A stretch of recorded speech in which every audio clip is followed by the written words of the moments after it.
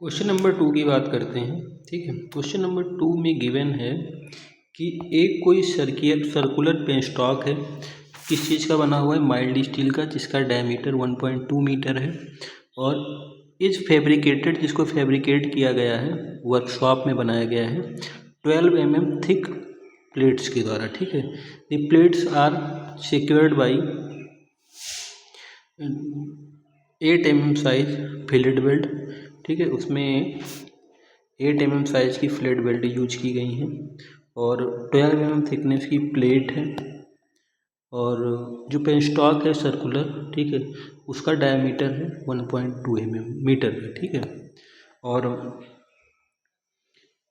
Outside और inside दोनों तरफ से किया गया है वेल्डिंग को। Determine the safe internal pressure that can be allowed in the, उस पेन स्टॉक में अंदर और मतलब कितना प्रेशर वो सेफली ले सकता है, ये हमको बताना है। तो पहले हम लोग डेटा देखते हैं जो भी हम लोगों ने देखा कि डायमीटर ऑफ पेन स्टॉक जो दिया था 1.2 मीटर, अगर इसको हम लोग mm में कन्वर्ट करते हैं तो इसको 1000 से मल्टीप्लाई करेगा तो ये हो जाएगा 1200 mm।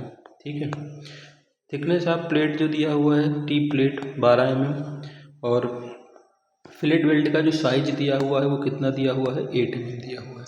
FE 410 ग्रेड का स्टील यूज किया है तो FU की वैल्यू हो जाएगी 410। और क्योंकि ये शॉप बिल्डिंग है, शॉप में मतलब फैब्रिकेट की गई है फैक्ट्री के अंदर, तो इसके लिए गामा MW की वैल्यू 1.25 होती है। और क्योंकि बेल्ट को दोनों तरफ प्रोवाइड किया गया है, इनसाइड और आउटसाइड दोनों तरफ से, कहा कि दोनों तरफ से बिल्डिंग की गई है, इसीलिए बिल्डिंग दो तरफ से की जाएगी, एक इनसाइड और दूसरा आउटसाइड। ठीक है, तो ये आपको पेन स्टॉक दिख रहा होगा जिसमें बिल्डिंग की गई है अंदर से भी और बाहर से भी। तो हमको सबसे पहला स्टेप क्या है? थ्रोट थिकनेस निकालना है। क्या निकालना है? Effective throat thickness.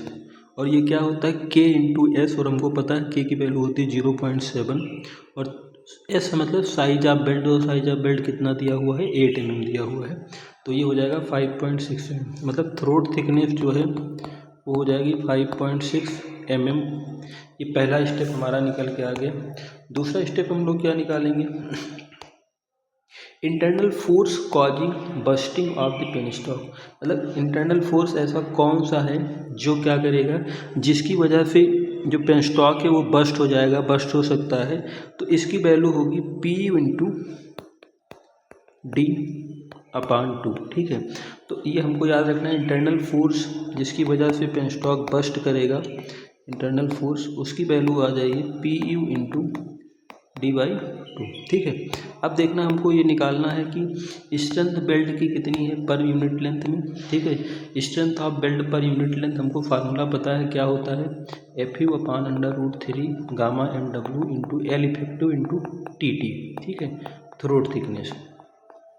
तो क्योंकि तो इसमें दोनों तरफ से हम लोग बेल्ट कर रहे हैं, इनसाइड और आउटसाइड दोनों तरफ से, इसीलिए कि थ्रोट थिकनेस एक ना होके कितनी आ जाएगी?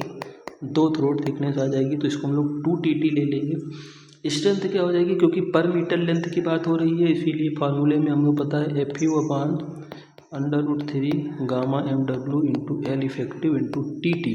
ठीक है, तो FU की वैल्यू तो 410 हो जाएगी, √3 तो √3 रहेगा, गामा 1.25 इंटू L इफेक्टिव, क्योंकि 1 मीटर के लिए हम निकाल रहे हैं, और TT मतलब थ्रोट थिकनेस। और हमने ये बोला कि TT यहाँ पे क्योंकि इनसाइड और आउटसाइड दोनों तरफ बिल्डिंग होगी, इसीलिए TT की वैल्यू 1 ना लेके कितनी ली जाएगी? 2 ली जाएगी। तो 2 और TT हमने थोड़ी देर पहले निकाला था 5.6 आता है। ठीक है, तो ये वैल्यू आ गई। अब क्योंकि जो स्ट्रेंथ ऑफ बेल्ट होगी जो अभी हमने निकाला है, यही स्ट्रेंथ ऑफ बेल्ट रोकेगी जो बस्टिंग फोर्स आ रहा होगा उस फोर्स को। तो बस्टिंग फोर्स किसके इक्वल होगा? यही हमारा होगा स्ट्रेंथ ऑफ बेल्ट के इक्वल। ठीक है, जिस स्ट्रेंथ से बेल्ट को मतलब रोका जाएगा।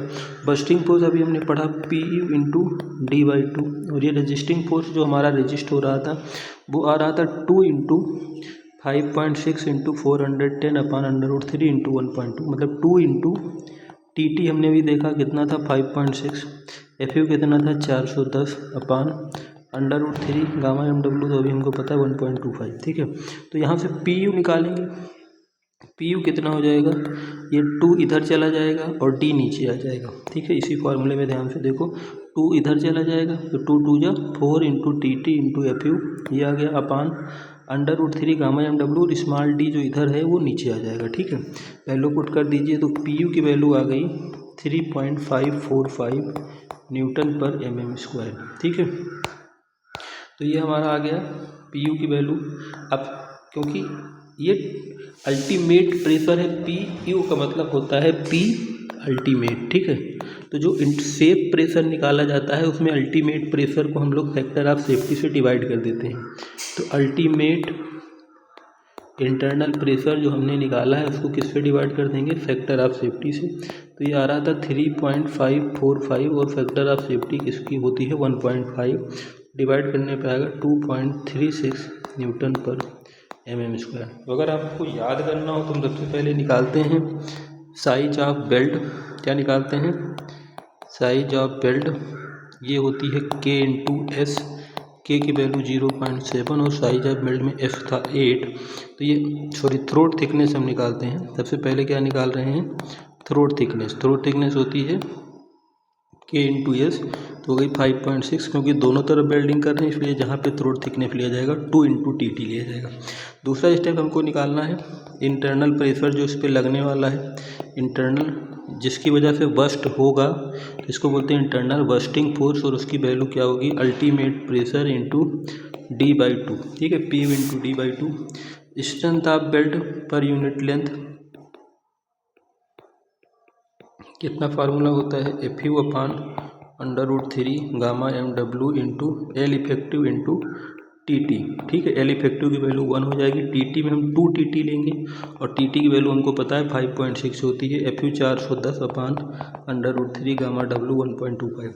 दोनों को इक्वल कर देंगे। जब दोनों को इक्वल करते हैं तो क्या निकल के आता है, दोनों को इक्वल करने पे निकल के आता है पी यू इंटू D/2 बराबर, ठीक है, अभी ये निकल के आया था F U upon √3 gamma M W into 1 into T T की जगह हम लोग कितना रखेंगे 2 टी टी। तो यहाँ से पी यू निकल के आ जाता है, जो पी यू निकल के आता है 3.545। इसको हम लोग जब सेफ लोड निकालना रहता है तो फैक्टर ऑफ सेफ्टी से डिवाइड कर देते हैं, P U upon factor of safety. तो पी यू की वैल्यू है 3.545 और फैक्टर ऑफ सेफ्टी 1.5 है, तो वैल्यू 2.36 निकल के आ जाती है। ये दूसरी वैरायटी का क्वेश्चन है।